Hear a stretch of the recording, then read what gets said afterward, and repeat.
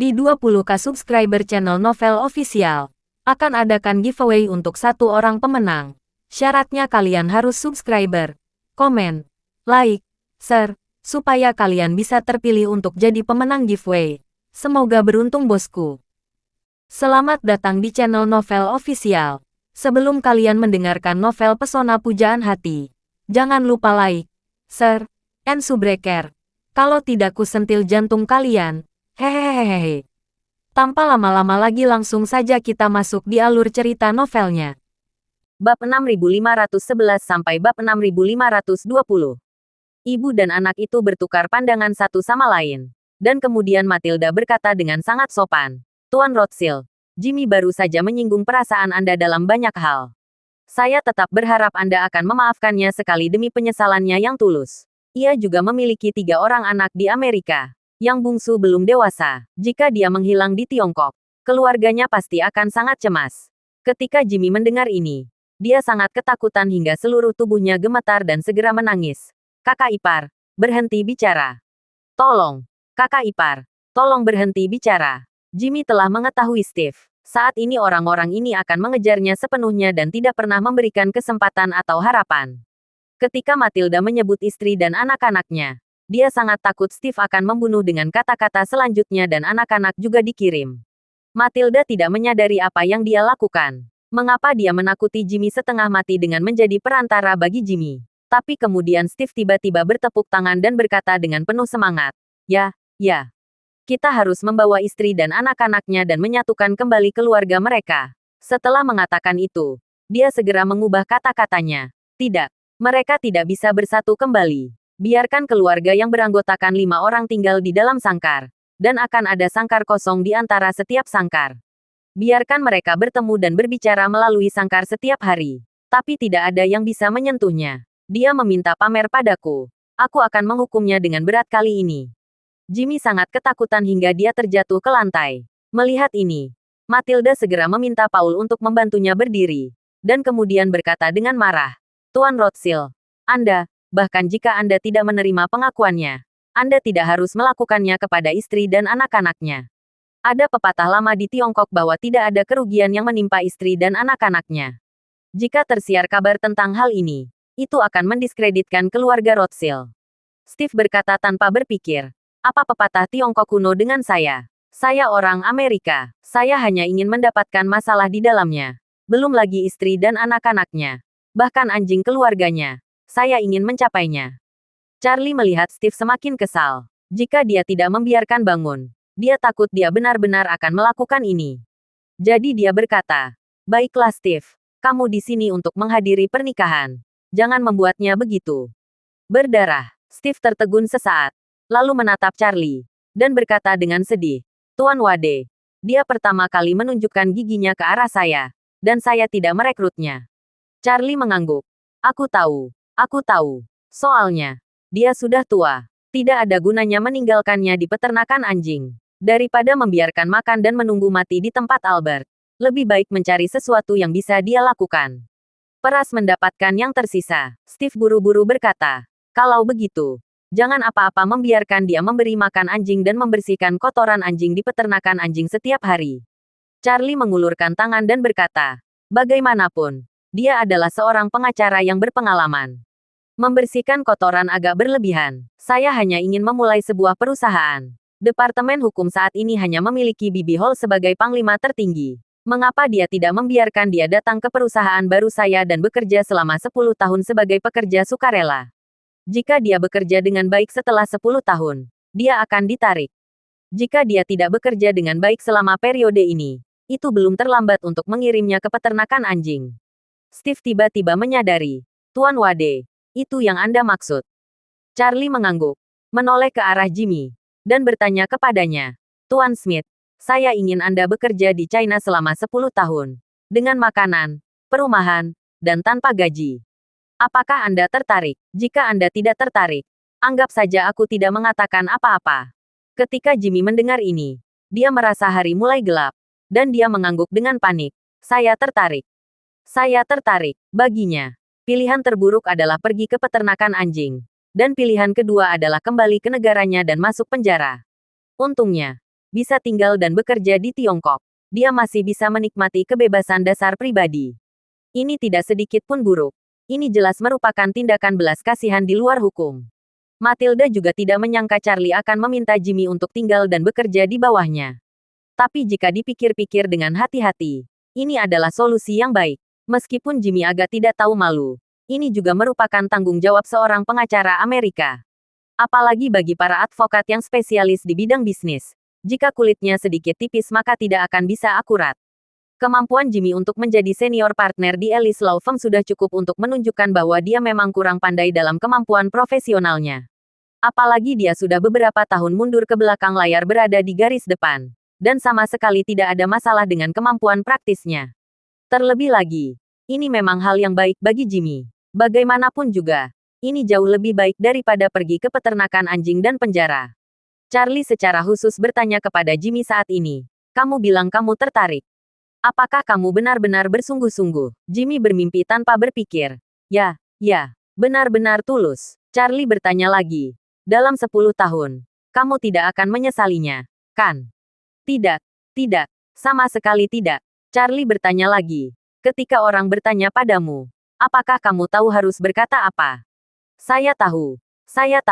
Saya secara sukarela memilih datang ke China untuk berkembang. Benar-benar sukarela. Bahkan jika istri dan anak saya meminta saya akan mengatakan hal yang sama. Charlie mengangguk ringan. Kamu orang yang bisa diajar. Jika ini masalahnya, maka aku akan membiarkanmu kembali dan membuat pengaturan untuk keluargamu. Datanglah ke Aurus Hill untuk melapor ke Bibi Hall dalam waktu setengah bulan. Tidak masalah. Jimmy tidak mengira Charlie akan mengizinkannya pulang untuk membuat pengaturan. Dia sangat berterima kasih dan mengangguk dengan berat. Terima kasih, Tuan Wade, atas kemurahan hati Anda. Jangan khawatir, Tuan Wade. Saya akan segera datang setelah saya mengatur semuanya di rumah. Charlie memandang Steve dan berkata, jika dia tidak datang dalam waktu setengah bulan atau melarikan diri, maka mintalah seseorang menangkapnya dan mengirimnya langsung ke peternakan anjing Albert. Steve tidak menyangka bahwa dia tidak akan berhasil menyiksa pecundang seperti Jimmy. Dia merasa sedikit tertekan. Tapi tidak masalah ketika dia berpikir bahwa dia telah dianiaya. Dia segera menamparkan dadanya dan berjanji. Jangan khawatir, Tuan Wade. Saya akan memerintahkan orang-orang yang mengawasinya. Charlie Jimmy memandang dan berkata sambil tersenyum. Kamu adalah Paman Paul. Hubungan darah di tulangmu tidak akan hilang karena kematian kakak tertuamu. Bibi Hall telah menjadi kakak iparmu selama beberapa dekade. Kata orang, kakak ipar itu seperti seorang ibu. Meski kakak laki-lakimu yang tertua sudah tidak ada lagi, tapi dia masih setengah kerabatmu. Apakah kamu datang jauh-jauh ke China untuk menghadiri pernikahan Bibi Hall? Tapi kamu juga bersedia datang ke China di awal karir baru Bibi Hall. Tolong, perasaan ini sungguh-sungguh mengharukan harus naik ke panggung dan mengucapkan beberapa berkah, agar para tamu dapat melihat kecemerlangan kemanusiaanmu. Setelah Jimmy mendengar hal itu, hatinya merasa pahit dan tidak bisa mengungkapkannya. Dia tahu apa yang dimaksud Charlie. Di satu sisi, itu adalah ringkasan bagi dirinya sendiri. Di sisi lain, dia juga harus maju dan memberikan penjelasan yang masuk akal kepada tamu-tamu ini. Meskipun hal semacam ini sudah cukup, dia tidak bisa lagi mempedulikannya saat ini. Merupakan berkah terbesar untuk lepas dari genggaman Steve Rothschild. Menghadapi masalah ini, sungguh mendesak. Ini seperti membiarkan dirinya melepas celana dan lari telanjang dari sini ke bandara Aurus Hill. Dan dia bisa mengiritnya.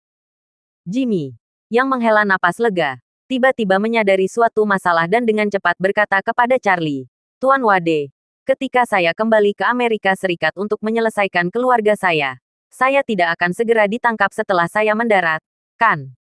Charlie tersenyum. Apakah Anda akan ditangkap atau tidak sepenuhnya bergantung pada Steve. Setelah itu, Charlie berkata kepada Steve, beritahu kepala pelayanmu untuk tidak mengirimkan bukti-bukti itu ke FBI.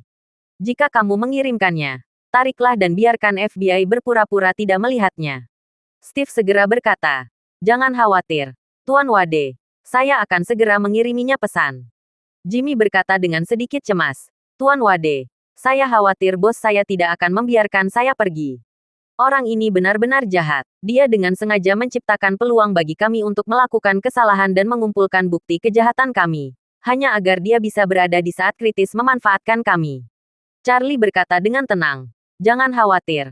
Meskipun atasan Anda mengirimkan semua bukti kriminal Anda ke FBI, Steve masih punya cara untuk membuat Anda tetap aman. Steve di samping mengangguk dan berkata, "Jangan khawatir, Tuan Wade. Apakah akan menangkap atau tidak tergantung pada Anda. Selama Anda mengatakan penangkapan, saya akan membuat dia dijatuhi hukuman penjara seumur hidup. Jika Anda mengatakan untuk tidak menangkap, meskipun Presiden Amerika Serikat tidak akan dapat menangkapnya." Jimmy tahu bahwa Steve mengingatkannya untuk tidak bermain trik. Faktanya, dia terlalu khawatir tentang hal itu. Ketika keadaan sampai pada titik ini, bahkan jika dia memberikan 10 keberanian pada dirinya sendiri, dia tidak akan pernah berani bermain trik. Saat ini, Charlie tiba-tiba memikirkan sesuatu dan bertanya pada Jimmy, "Bosmu sangat menipumu. Apakah kamu ingin macam-macam dengannya?" Ketika Jimmy mendengar ini, matanya melebar dan dia berkata dengan penuh semangat, Saya banyak berpikir, jika membunuh seseorang bukanlah tindakan ilegal, hal pertama yang akan saya lakukan ketika saya kembali adalah membunuh." Charlie mengangguk dan berkata sambil tersenyum, "Karena kamu membayangkan, maka masalah ini akan mudah terselesaikan." Setelah itu, dia memandang Steve dan berkata, "Hubungi Bos Ellis nanti dan beritahu dia bahwa Anda baru tahu bahwa Jimmy adalah kerabat jauh dari teman lama Anda yang berasal dari Tiongkok. Seperti kata pepatah, Anda tidak saling mengenal satu sama lain tanpa menelepon.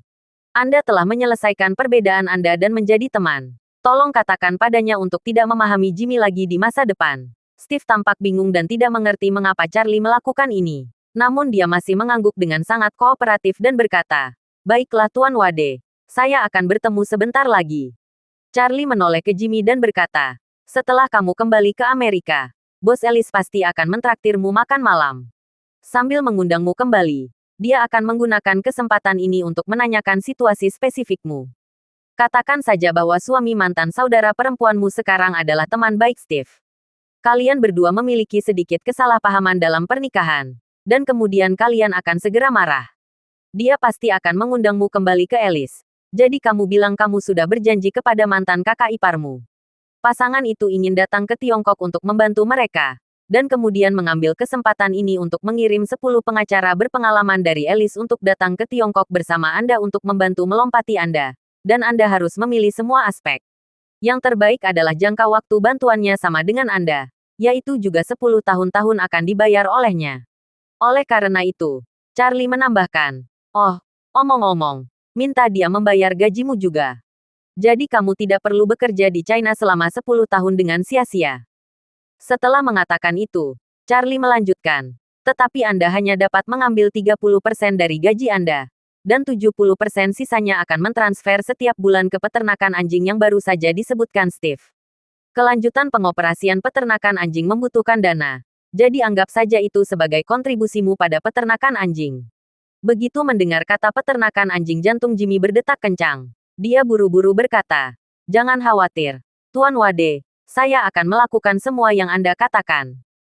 Steve di sebelahnya tercengang saat mendengar ini. Ellis adalah firma hukum terbesar di Amerika Serikat. Para pengacara yang dapat bekerja di firma hukum ini adalah para elit yang dipilih dari jutaan orang.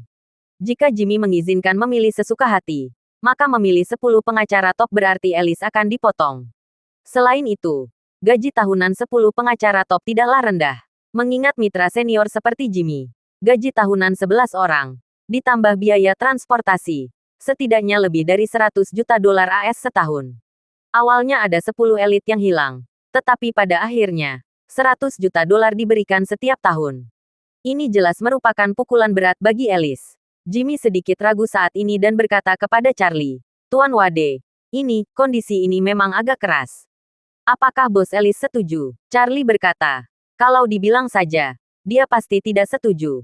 Tapi kalau Steve mengutarakan pendiriannya, dia pasti setuju." Steve berpikir dalam hati, Charlie terlalu kejam. Dia bisa melakukan hal-hal yang merusak seperti itu. Saya harus membantu menjadi orang jahat sekali ini. Namun, dia berkata dengan sangat tegas, "Jangan khawatir, Tuan Wade. Saya pasti akan memberikan tekanan yang cukup padanya. Mulai sekarang, Anda akan menggunakan Ellis sebagai firma hukum Anda dan menggunakannya sampai mati. Kalau bos mereka berani mengatakan sepatah kata pun, saya akan membuatnya terlihat bagus."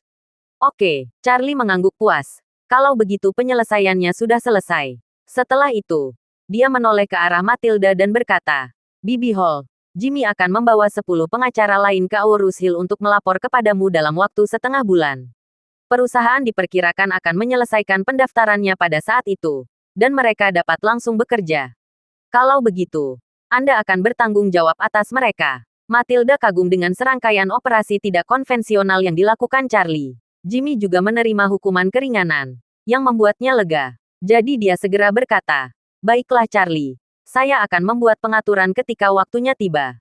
Charlie mengangguk dan berkata kepada Yolden, "Paman Hart, setelah pernikahan, kamu dan Bibi Hall akan pergi berbulan-bulan madu seperti yang sudah direncanakan.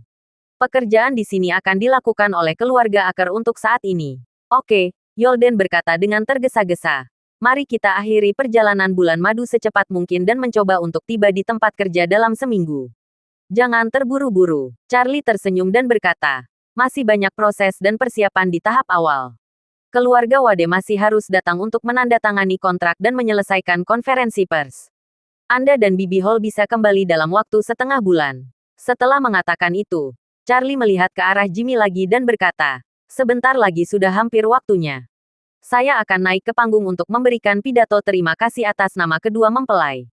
Sebagai tamu dari jauh, setelah saya sampaikan pidatoku, kamu akan naik ke atas panggung untuk memberikan pidato yang baik kepada semua orang. Ketika aku bertengkar mengapa kamu bertindak konyol di depan umum dan berlutut sambil menangis dalam waktu yang lama, kamu pasti mempunyai alasan yang dapat meyakinkan semua orang." Jimmy berkata tanpa berpikir, "Saya sudah menabung. Jika saatnya tiba, saya akan mengatakan yang sebenarnya dan mengatakan bahwa saya adalah bajingan yang tidak tahu malu. Awalnya saya ingin mengambil kesempatan ini untuk mencuri saham firma hukum Smith. Jadi saya berteriak di depan umum. Dan saya berlutut dan menangis sedih karena selama konfrontasi, saya benar-benar terharu oleh kakak ipar saya dan suami, Tuan Hart. Mereka membuat saya merasa bahwa hubungan keluarga jauh lebih penting daripada kepentingan. Jadi saya juga sangat menyadari kesalahanku. Aku akan secara aktif melakukan koreksi sebagai ketidakseimbangan atas pengampunan mereka. Pada saat yang sama, aku juga akan memberitahu semua orang bahwa setelah terinspirasi oleh mereka, aku memutuskan untuk tinggal di Aurus Hill dan berkontribusi pada proyek baru mereka yang akan datang." Charlie berkata dengan heran, "Oke, kamu sudah memahami bahasa Mandarin dan cara hidup dunia. Jadi lakukan saja apa yang kamu katakan." Karena pernikahan Yolden dan Matilda menghilangkan banyak prosedur tradisional, mereka memiliki lebih banyak waktu. Apalagi jika Jimmy membuat janji seperti itu, hal itu tidak mempengaruhi kemajuan pernikahan normal. Para tamu yang hadir sebelumnya telah menyaksikan seluruh proses mencari masalah Jimmy. Mereka mengetahui bahwa masalah ini melibatkan keluarga mantan suami yang mempelai wanita, sehingga mereka enggan turun tangan. Mengenai apa yang dibicarakan Jimmy dengan Charlie, Steve dan yang lainnya kemudian, para tamu tidak yakin. Mereka hanya melihat bahwa Jimmy awalnya sangat sombong, dan tiba-tiba dia terjatuh dan mulai menangis, yang membuat semua orang bingung. Saat ini, Charlie telah menyelesaikan masalah Jimmy, dan hampir waktunya mengadakan upacara. Charlie naik ke panggung untuk memulai pernikahan. Ia terlebih dahulu menyambut dan mengucapkan terima kasih kepada para tamu yang hadir, lalu menyatakan penghormatannya sebagai junior untuk diundang menjadi pembawa acara dan menyaksikan pernikahan tersebut. Setelah pernyataan pembukaan, dia melanjutkan, "Saat tamu kami masuk, seorang teman Amerika sangat gembira dengan pemandangan itu. Saya yakin semua orang telah melihatnya. Teman Amerika ini bernama Jimmy Smith. Dia adalah teman pengantin Matilda. Saya akan mengundang Tuan Smith naik ke atas panggung untuk menjelaskan kejadian yang terjadi, dan juga mengirimkan berkah pernikahan kepada calon pengantin hari ini." Begitu semua orang mendengar bahwa orang yang menyebabkan masalah akan memberikan pidato di atas panggung, jiwa gosip mereka terangsang untuk beberapa saat setelah tepuk tangan. Mereka semua menantikan Jimmy. Jimmy tidak merasa malu saat ini dan berjalan langsung ke atas panggung dengan mikrofon dan datang ke sisi Charlie. Kemudian dia membungkuk dalam-dalam kepada penonton. Dia berkata dengan sangat malu, "Para tamu yang terhormat, saya benar-benar meminta maaf atas kelakuan saya sebelumnya. Tolong jangan pedulikan pelanggarannya. Dan alasan saya menimbulkan masalah di pesta pernikahan adalah karena saya serakah dan ingin merebut saham firma hukum Smith dari saudara ipar dan keponakan saya."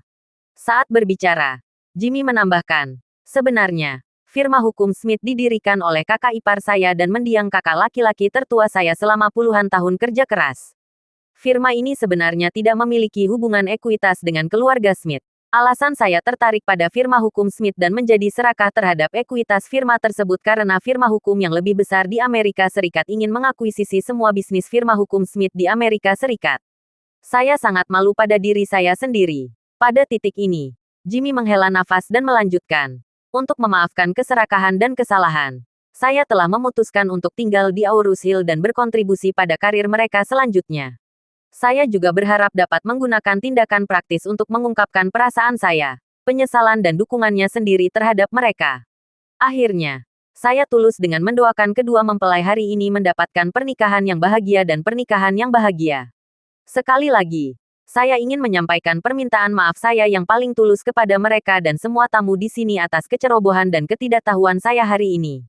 Pengakuan Jimmy memberi banyak tamu pemahaman yang lebih jelas tentang apa yang baru saja terjadi. Mereka semua tahu bahwa firma hukum Matilda tidak memiliki kedekatan dengan keluarga mendiang suaminya. Ini juga alasan Charlie meminta Jimmy untuk meminta maaf di depan umum.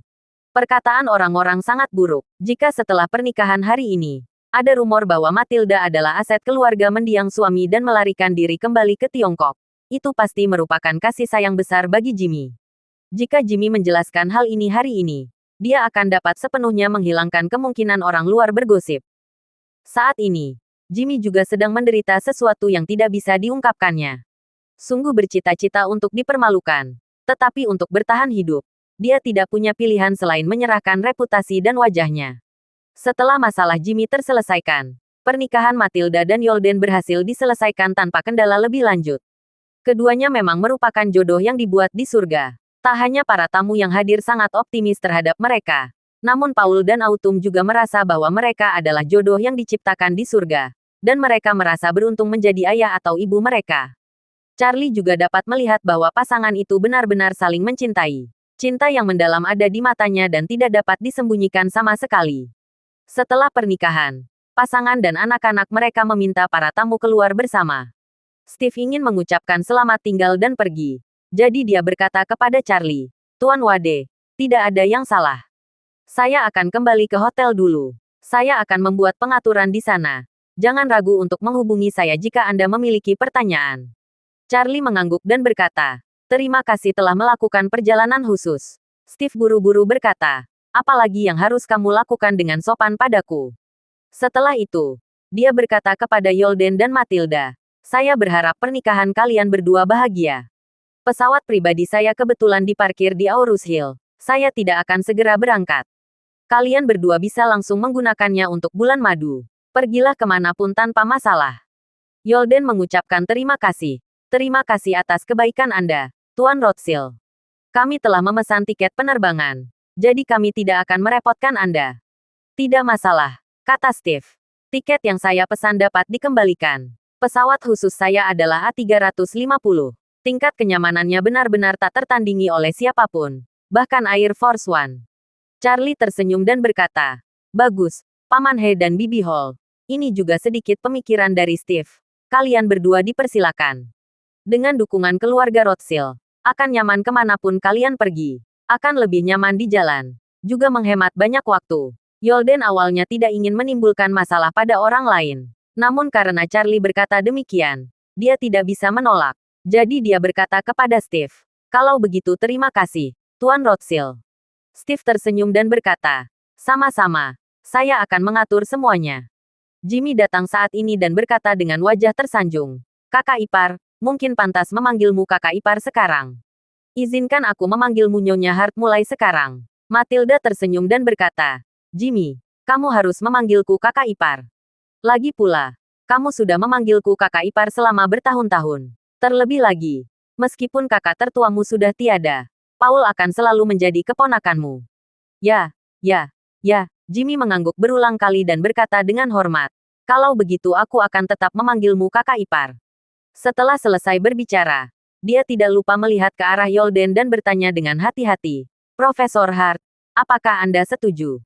"Tentu saja tidak," Yolden berkata dengan ramah. "Bagaimanapun, Anda telah menjadi saudara selama beberapa dekade.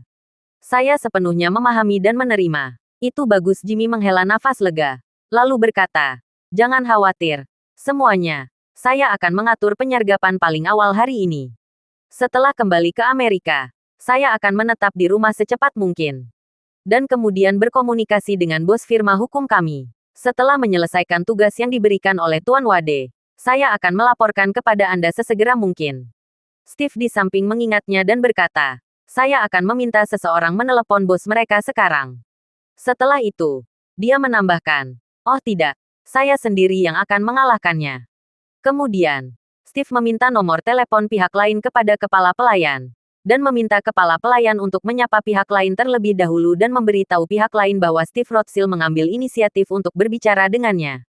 Bos Ellis, Nate Ellis, sangat gembira ketika dia mendengar kepala pelayan keluarga Rothschild mengatakan bahwa pewaris keluarga Steve akan meneleponnya. Dia berpikir bahwa penanganannya terhadap urusan Jimmy disetujui olehnya, dan dia ingin meneleponnya secara pribadi untuk memujinya. Dia dengan senang hati berdiri di depan telepon, menunggu panggilan Steve.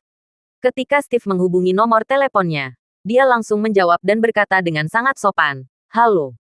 Saya Nate Ellis. Steve bersenandung dan berkata dengan tenang, saya Steve Rothschild. Nate Ellis berkata dengan hormat, halo, Tuan Rothschild. Sungguh suatu kehormatan bagi saya menerima telepon dari Anda. Saya ingin tahu untuk apa Anda ingin bertemu dengan saya. Steve berkata dengan tenang, saya menelepon untuk memberitahu Anda bahwa mulai sekarang, Anda tidak akan mempermalukan Jimmy Smith lagi. Hah, Nate Ellis bertanya dengan tercengang. Tuan Rothschild, kepala pelayan Anda yang menelepon dan mengatakan bahwa Anda ingin memberikan pelajaran. Jadi saya memecatnya, saya tidak pernah berpikir untuk mempermalukannya. Steve berkata dengan dingin. Saya tahu, tetapi masalahnya sudah sedikit berubah. Alasan saya bertemu Jimmy adalah karena saya menghadiri pernikahan teman dekat saya di Tiongkok. Saya tidak menyangka bahwa dia ternyata adalah kerabat jauh teman dekatku. Dan kami telah menyampaikan semua kesalahpahaman. Jadi kamu tidak boleh mempermalukannya lagi.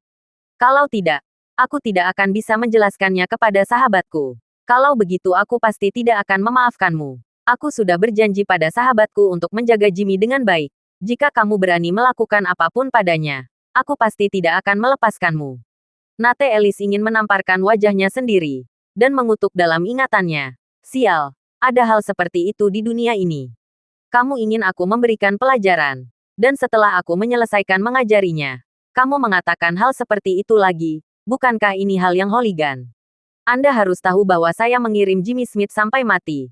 Memberitahu dia bahwa saya sengaja membuat jebakan untuknya. Dan memberitahu dia bahwa saya ingin mengirimnya ke penjara hanya untuk menyenangkan Anda. Ini bukan jebakan kekasih. Melihat Nate Ellis mengingat beberapa saat, Steve berkata, saya akan meminta Jimmy puas. Setelah itu, dia menyerahkan teleponnya kepada Jimmy. Jimmy melipat gigi dan mengambil teleponnya. Lalu berkata dengan marah, oh, bos, maafkan aku telah mengecewakanmu. Ketika Nate Ellis mendengar ini, dia langsung tersenyum meminta maaf dan berkata, Jimmy, tolong jangan katakan itu. Sebelumnya itu semua salah paham. Jangan takut jika ada kesalahpahaman. Alangkah baik jika bisa diselesaikan. Saya akan mengurus bergabungnya Anda dengan Dewan Direksi. Adakan rapat dewan untuk memilih sesegera mungkin. Dan ketika Anda kembali, Anda akan menjadi anggota Dewan Direksi.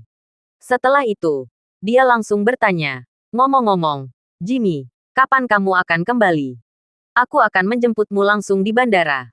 Jimmy tentu saja sangat membenci bosnya. Begitu dia mendengar bahwa dia ingin menjemputnya di bandara, dia langsung berkata, baiklah, saya hanya ingin membicarakan sesuatu dengan bos saya secara langsung.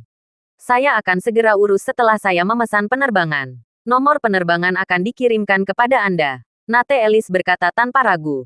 Tidak masalah. Tidak masalah. Anda dapat mengirimkannya kepada saya jika waktunya tiba. Sampai jumpa di bandara. Jimmy menutup telepon dan mengembalikan teleponnya kepada Steve. Saat ini, Nate Ellis, yang berada di Amerika Serikat, sudah mondar-mandir di kamar dengan panik. Dia terus berkemah. Sudah berakhir. Jimmy menang. Jangan biarkan begitu saja. Istrinya sedikit terkejut dan bertanya, apa yang terjadi? Bukankah Jimmy dipecat olehmu? Mengapa kamu ingin dia bergabung dengan Dewan Arah dan pergi ke bandara untuk menjemputnya langsung? Lupakan saja, Nate berkata dengan depresi. Pewaris keluarga Rothschild, Steve Rothschild, menelepon saya dan mengatakan bahwa dia dan Jimmy hanya salah paham. Apa maksudnya? Apa yang terjadi? Untuk menyenangkan dia, saya menyampaikan semua informasi kotor tentang Jimmy dan ingin mengirim Jimmy ke penjara. Tapi dia menelepon saya dan mengatakan itu hanya kesalahpahaman. Dia juga mengatakan bahwa dia berjanji untuk menjaga Jimmy dengan baik. Tidakkah dia akan membunuhku? Istrinya berseru. Apakah Steve Rothschild menelepon Anda secara pribadi? Ya, Nate menghela nafas. Saya telah melayani keluarga Rothschild selama bertahun-tahun. Dan saya tidak pernah melakukan kontak langsung dengan anggota keluarga Rothschild manapun. Dengan kata lain, orang seperti saya tidak memenuhi syarat untuk berinteraksi langsung dengan anggota keluarga Rothschild. Saya sama sekali tidak memenuhi syarat. Senang rasanya bisa berinteraksi dengan kepala pelayan atau pemimpin bisnis mereka. Alhasil, sosok nomor 2 di keluarga Rothschild justru menelepon saya dan berkata saya harus menjaga Jimmy. Kalau dipikir-pikir, mereka berdua pasti punya informasi kontak satu sama lain. Jika aku tidak bisa memuaskan Jimmy kali ini, dia pasti akan mengadu pada Steve. Istrinya mengusap pangkal hidungnya dan berkata dengan cemas, saya sedikit mengenal Jimmy. Dia sangat cerdik dan bukan orang yang baik. Ada banyak pengacara terkemuka di firma hukum Anda. Dan dia adalah salah satu pengacara yang paling ofensif dan orang ini punya berbagai cara. Dia mungkin sudah tahu bahwa kamu sengaja memasang jebakan di dalamnya dan meninggalkan banyak alasan untuknya. Jika kamu tidak bisa memaafkanmu, dia pasti akan menjadi masalah besar. Nate berkata tanpa daya. Saya tidak tahu apakah saya bisa menghadapinya sekarang atau tidak. Saya tidak tahu apakah dia akan puas dengan membiarkan dia bergabung dengan dewan direksi atau tidak. Jika tidak, beri dia lebih banyak opsi saham dan gunakan uang untuk menenangkannya. Istrinya bertanya dengan rasa sakit hati. Berapa banyak uang yang ingin Anda berikan kepadanya? Nate berpikir dan berkata, berdasarkan dasar saat ini, tambahan 5 juta dolar AS per tahun akan memuaskannya. Bukan. Istri Nate meratap sambil menutupi dadanya dan berkata, saya harap, 5 juta dolar AS bukanlah jumlah yang kecil. Itu benar-benar sebuah keuntungan baginya. Pagi hari setelah pernikahan, Yolden dan Matilda meninggalkan Aurus Hill dengan pesawat khusus Steve. Pagi itu, Jimmy pun naik pesawat untuk memulai perjalanan kembali ke Amerika Serikat. Masih ada beberapa hari tersisa untuk perjalanan bulan madu Jacob dan Elaine di Dubai. Jadi Charlie menikmati kedamaian yang singkat. 12 jam kemudian, Jimmy yang marah mendarat di Bandara JFK New York. Bosnya, Nate, sudah menunggunya di bandara dengan opsi perjanjian. Dalam 12 jam sejak dia kembali, Jimmy belum tidur 1 menit pun. Satu-satunya hal yang dia pikirkan adalah bagaimana melakukan yang terbaik untuk menyiksa bosnya, Nate, yang tidak memiliki fasilitas sampai mati. Laba bersih tahunan Ellis Law Firm sekitar 500 juta dolar AS. Di antaranya, bos Nate, sebagai pendiri dan pemegang saham utama, bisa mendapatkan setidaknya 150 juta dolar AS. Jimmy menghitung total kemampuan bisnis terbaiknya gaji tahunan, bonus, dan bagian 10 orang ini adalah sekitar 100 juta dolar AS. Meskipun pendapatan 10 orang ini hanya menyumbangkan 20% dari keuntungan perusahaan, nilai output yang mereka hasilkan menyumbangkan 20% dari keuntungan perusahaan 80% atau lebih dari keseluruhan firma hukum. Jimmy merasa karena dia memiliki Steve sebagai pedangnya, dia tentu saja akan mengambil 10 orang paling cakap di firma hukum Ellis dan tidak menyerahkan satu kata pun kepada Nate. Selama 10 orang ini meninggalkan Ellis, pendapatan Ellis tahun depan mungkin akan berkurang setidaknya setengahnya. Hal yang paling menakutkan adalah 10 orang ini tidak lagi menciptakan nilai bagi Ellis. Tetapi Ellis akan terus membayar gaji mereka penuh, yang akan mengambil 100 juta lagi dari keuntungan Ellis tahun depan. Jadi hitunglah, Ellis mungkin mulai merugi tahun depan. Namun Jimmy merasa hal itu saja tidak cukup. Dia ingin Nate membayar harga yang lebih besar. Jadi, dia menghabiskan 12 jam untuk merencanakan rencana yang sangat berbahaya. Ketika dia berjalan keluar dari bandara sambil menatap lingkaran hitam di bawah matanya, Nate maju menemuinya dengan wajah bersemangat. Begitu dia muncul, dia berinisiatif untuk merangkul dan berkata dengan antusias, Jimmy, kamu akhirnya kembali. Sambil berbicara, ia takut Jimmy akan langsung menyerangnya. Maka dia segera mengeluarkan dokumen dari tasnya dan berkata kepada Jimmy, ada 2 perjanjian di sini.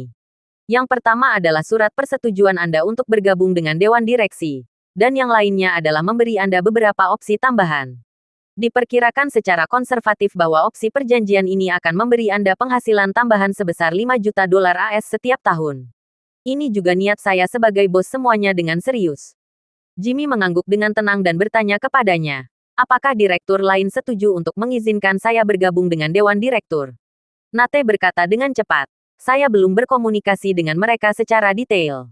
Tapi saya yakin jika saya merekomendasikan Anda untuk bergabung dengan Dewan Direksi, mereka pasti tidak akan menyetujui. Sebagian besar direktur ini adalah investor di tahun-tahun awal, dan mereka telah berkembang dari firma hukum telah menghasilkan banyak uang dari dividennya. Jadi jika saya ingin mengangkat Anda ke Dewan Direksi, mereka tidak boleh berani. Sambil berkata demikian, Nate menambahkan, kalau capek, saya antar pulang dulu untuk istirahat. Kalau tidak capek, kita langsung berangkat ke perusahaan. Anggota Dewan sudah menunggu untuk bertemu dengan Anda. Jimmy berkata dengan tenang. Kalau begitu, ayo kita ke perusahaan dulu. Oke, Nate berkata sambil tersenyum. Mobilku ada di luar. Ayo pergi. Ketika keduanya keluar dari bandara, Nate mengundangnya ke Bentley-nya. Kemudian Nate mengemudi. Jimmy duduk di kursi penumpang. Dan mobil melaju menuju kantor Ellis dan Associates di Manhattan. Dalam perjalanan, Nate berkata dengan sangat menyesal. Jimmy, saya selalu menyesali apa yang terjadi kemarin. Anda dan saya telah bekerja sama selama bertahun-tahun. Dan saya juga sangat mengenal Anda. Jika bukan karena pengurus keluarga Rothschild yang telah memberikan tekanan pada saya tidak bisa mengabaikanmu. Saya harap kamu bisa mengerti. Jimmy balik bertanya kepadanya. Anda mengatakan di telepon kemarin bahwa setiap partner senior di firma hukum memiliki pegangan terhadap Anda. Saya ingin tahu jenis pegangan apa itu. Nate menyentuh hidungnya dan berkata dengan rasa malu. Sebenarnya, masalahnya mirip dengan Anda.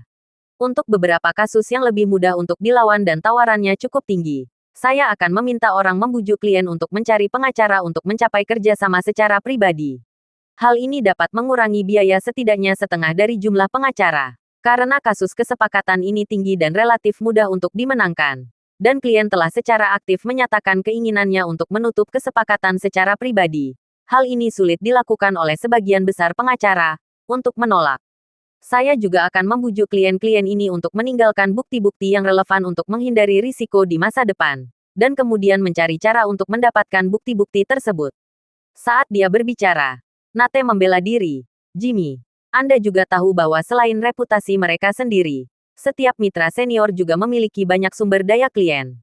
Suatu kali mereka diburu oleh firma hukum lain, atau sekadar keluar untuk mendirikan firma hukum mereka sendiri. Mereka pasti akan. Saya tidak bisa mengakomodasi hal semacam ini yang akan merenggut pelanggan dan calon pelanggan Ellis. Jadi demi stabilitas dan keamanan Ellis, saya harus membantu. Jadi saya ingin menyimpan beberapa bukti diterima sebagai serangan balik.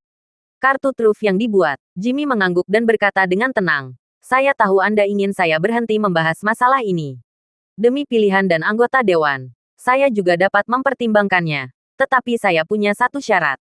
Anda harus berjanji kepada saya. Nate buru-buru berkata. Kamu bilang, selama aku bisa melakukannya, aku pasti akan melakukannya. Jimmy berkata. Saya ingin informasi dan bukti kotor yang Anda miliki tentang semua mitra senior.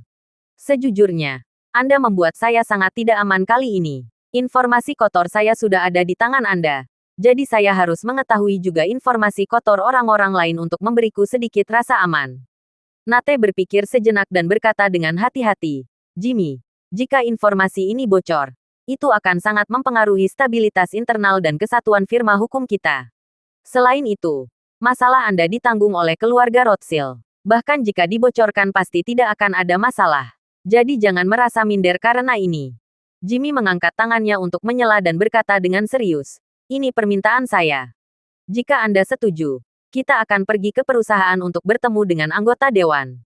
Jika tidak setuju, Anda bersusah payah mengirimkan saya langsung pulang. Saya akan pergi ke perusahaan untuk menyelesaikan pengakhiran. Beraninya Nate meminta Jimmy untuk mengakhiri kontraknya dengan firma hukum saat ini. Jika Steve Rothschild mengira dia sengaja memecatnya, bukankah itu berarti dia tidak akan rugi apa-apa?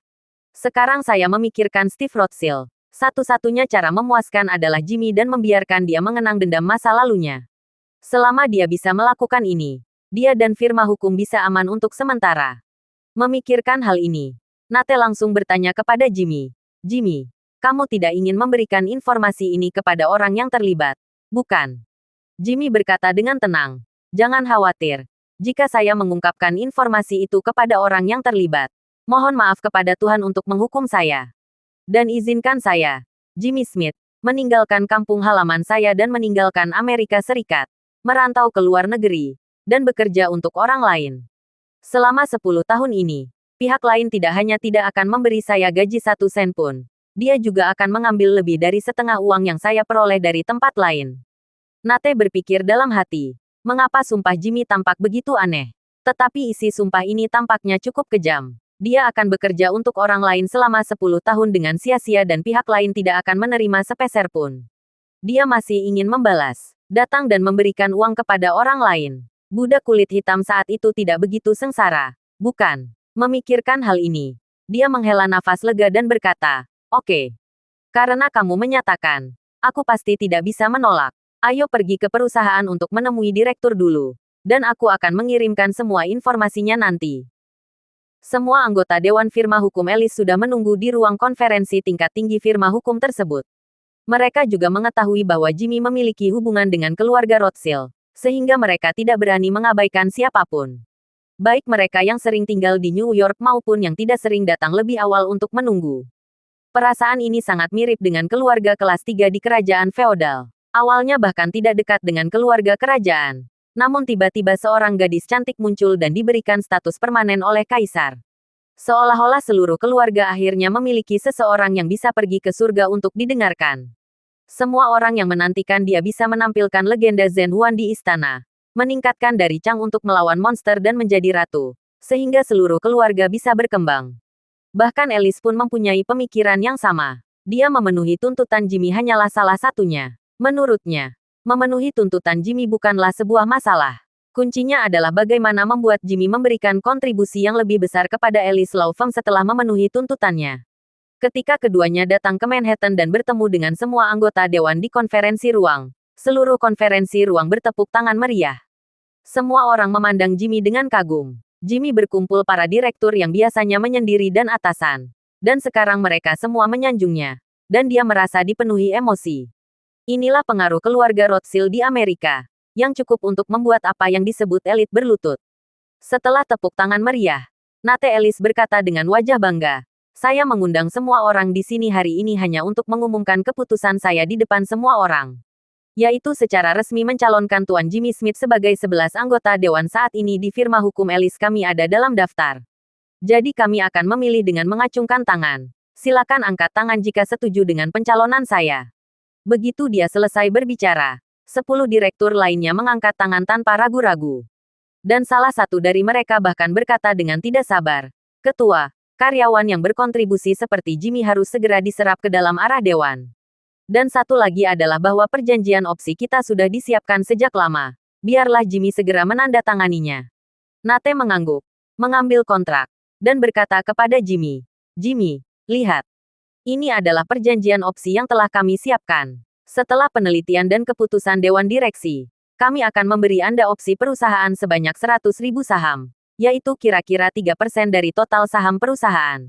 Opsi ini akan diuangkan dalam 5 tahun. Selama Anda bekerja di sini selama 5 tahun, Anda dapat memegang opsi ini secara permanen. Selain itu, selama Anda menandatangani perjanjian ini, Anda akan memilikinya hak atas dividen atas 100.000 opsi saham. Dengan dividen antik tahunan kami saat ini yang berjumlah sekitar 200 juta dolar, mungkin dapat memperoleh tambahan opsi dividen sebesar 5 hingga 6 juta dolar AS setiap tahunnya." Jimmy tidak melihat kontraknya, tapi berkata dengan sangat serius, "Kita bisa mendiskusikan kontraknya nanti. Yang ingin saya lihat sekarang adalah informasi kotor tentang semua partner senior Ellis. Anda harus menyerahkan semua informasi kotor yang Anda miliki. Mari kita melanjutkan pembicaraan. Jika tidak, kami akan menyiapkan klarifikasi saja." Semua orang saling memandang dalam kebingungan sejenak. Tapi Nate adalah orang pertama yang menghilangkan kecanggungan itu dan berkata sambil tersenyum, "Sederhana saja. Karena Jimmy akan segera menjadi bagian dari Dewan Direksi, rahasia ini harus diumumkan kepadanya." Setelah itu, dia mengeluarkan laptop Apple dari tasnya, membukanya, dan berkata kepada Jimmy, "Karena Anda adalah salah satu dari kami, sebaiknya saya beritahu Anda model operasi kita. Kita memberikan lulusan hukum terbaik di Amerika Serikat setiap tahun. Kami memberikan banyak kesempatan magang untuk menyeleksi talenta-talenta potensial dari mereka untuk direkrut ke dalam firma hukum kita. Talenta masuk, kita akan melakukan ketika pemeringkatan internal. Level B, level C dan level D. Dan nilai rentang penerimaan dipilih dalam 2 level yaitu level S dan level A. Seringkali dibutuhkan waktu 5 hingga 10 tahun bagi seorang pengacara untuk mengumpulkan pengalaman. Jika kinerja baik, kami akan memberikan promosi dan menaikkan gajinya. Jika kinerja sangat baik, kami akan memasukkan ke dalam rencana mitra. Seperti yang Anda ketahui betul, rencana mitra adalah rencana insentif gaji dan opsi. Selama Anda masuk ke dalam rencana mitra, Anda akan menjadi mitra semu. Kami akan memberikan gaji yang lebih tinggi dan opsi tertentu. Opsi ini akan secara bertahap ditebus dan dilaksanakan selama 5 hingga 10 tahun untuk mengikatnya agar tetap tinggal di Alice dan menciptakan nilai sisa yang lebih besar bagi kami. Jimmy mengulurkan tangannya untuk menyela. Ini semua klise. Saya terutama ingin tahu bagaimana bagian material hitam dioperasikan. Dan khususnya material hitam apa yang Anda miliki tentangnya. Oke, Nate berkata dengan canggung. Setelah partner memberikan kontribusi luar biasa dan dipromosikan menjadi partner senior, kita perlu mempersiapkan masa depan. Partner senior sangat cakap dan memiliki klien perusahaan sendiri. Selera mereka akan menjadi lebih besar dan lebih besar. Dan mereka akan menuntut rasio opsi yang lebih tinggi. Bahkan meminta untuk bergabung dengan Dewan Direksi dan menjadi anggota Dewan Direksi. Namun, opsi kami juga terbatas. Semua orang bisa, kami ingin membaginya sedikit. Tetapi pada akhirnya, semakin banyak kami membagi, akan semakin sedikit. Hal ini juga akan menyebabkan sekelompok mitra senior menjadi tidak puas. Jadi sebelum mereka menjadi tidak puas, kami akan membuat seri bagi mereka untuk melakukan kesalahan. Tujuan dari firma hukum kami adalah untuk membuat setiap mitra senior melakukan kesalahan dan memberikan alasan mereka untuk melakukan kesalahan. Apakah akan melakukan pengeboman atau tidak? Atau kapan akan melakukan pengeboman? Sepenuhnya bergantung pada dewan. Karena itu, Nate kembali mencuci otak Jimmy. Jimmy, jangan terlalu memahami hal semacam ini. Nanti, kamu juga akan menjadi anggota Dewan Arah. Nanti kamu akan tahu bahwa partner senior di luar itu sebenarnya adalah alat untuk menghasilkan uang untuk kita. Hanya jika mereka melakukannya dengan baik dan menciptakan lebih banyak keuntungan dan nilai bagi firma hukum. Kita, orang-orang, dapat duduk santai dan menerima sejumlah besar uang tunai setiap tahun adalah sapi dan kuda kita. Dan kita harus mereka dengan terbaik agar mereka tidak menggunakan diri. Jimmy mengangguk dan berkata, saya mengerti semua yang Anda katakan. Yang ingin saya lihat sekarang adalah informasi hitam spesifik tentang orang-orang ini. Nate berkata, jangan khawatir. Saya akan menyampaikan semua informasi ini kepada Anda sekarang. Tapi Jimmy, Anda harus menjaga kerahasiaan informasi ini 100% dan jangan biarkan orang luar mengetahuinya.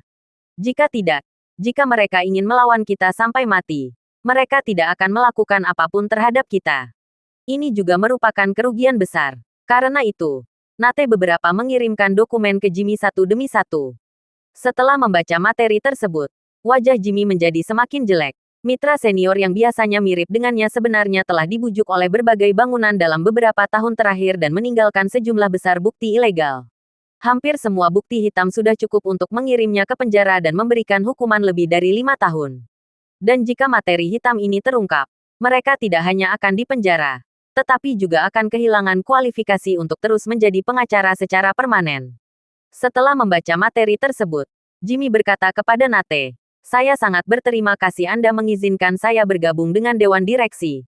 Tetapi saya merasa pribadi jika hanya 100.000 opsi saham, itu masih jauh lebih rendah dari yang saya harapkan. Oleh karena itu, Jimmy menambahkan, lagi pula, Anda meremehkan kesetiaan saya. Anda hanya menyiapkan kontrak 5 tahun untuk saya. Tapi saya berharap bisa bekerja untuk Alice selama 10 tahun lagi. Jimmy berpikir jernih sekarang. Awalnya, jika Charlie tidak memberi 1 sen pun dan meminta pergi ke China untuk membantu, itu sama saja dengan memotong semua penghasilannya. Dan dia serta keluarganya harus duduk santai dan makan. Namun kemudian, Charlie memberikan resep. Dia meminta Steve untuk mendukungnya guna memastikan bahwa firma hukum Alice akan terus memberikan gaji dalam 10 tahun ke depan. Dan dia juga menyisakan 30% saham untuk dirinya. Dengan kata lain, jika ingin menghasilkan lebih banyak uang dalam 10 tahun ke depan, harus membuat gaji pokok Alice sebesar mungkin. Dan semakin besar semakin baik. Justru karena itulah dia sengaja menyatakan niatnya untuk terus bekerja untuk Alice selama 10 tahun. Bagaimanapun, dia tidak akan bisa melarikan diri setelah pergi ke Tiongkok selama 10 tahun. Dan secara hukum, dia diutus oleh Alice. Gajinya juga disediakan oleh Alice. Artinya, 10 tahun ke depan hubungan dengan Alice masih berupa hubungan kerja.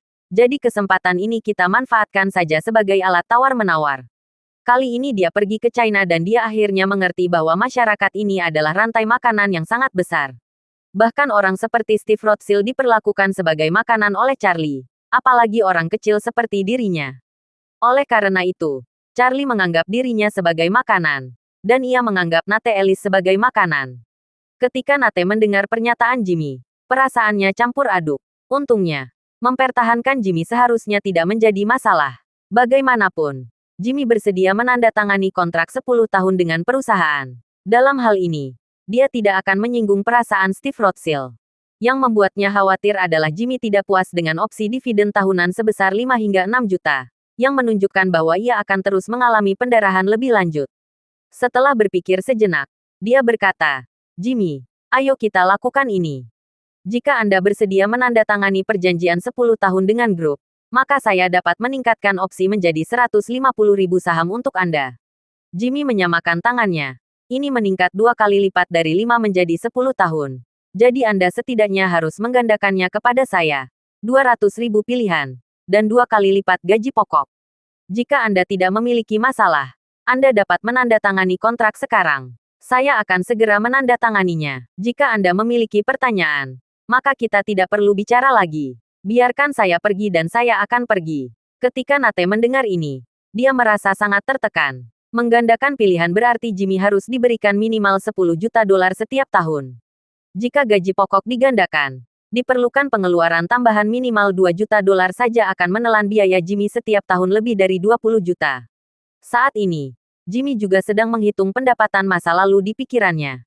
Ia berpikir dalam hati, jika dihitung berdasarkan dividen tahunan sebesar 200 juta dolar AS, 200.000 opsi saham harus dibagikan menjadi 12 juta, dan 2 kali lipat gaji pokok akan menjadi 410.000 dolar AS, ditambah opsi dividen yang saya terima sebagai mitra senior, setelah dikurangi komisi kinerja, berjumlah hampir 18 juta dolar AS.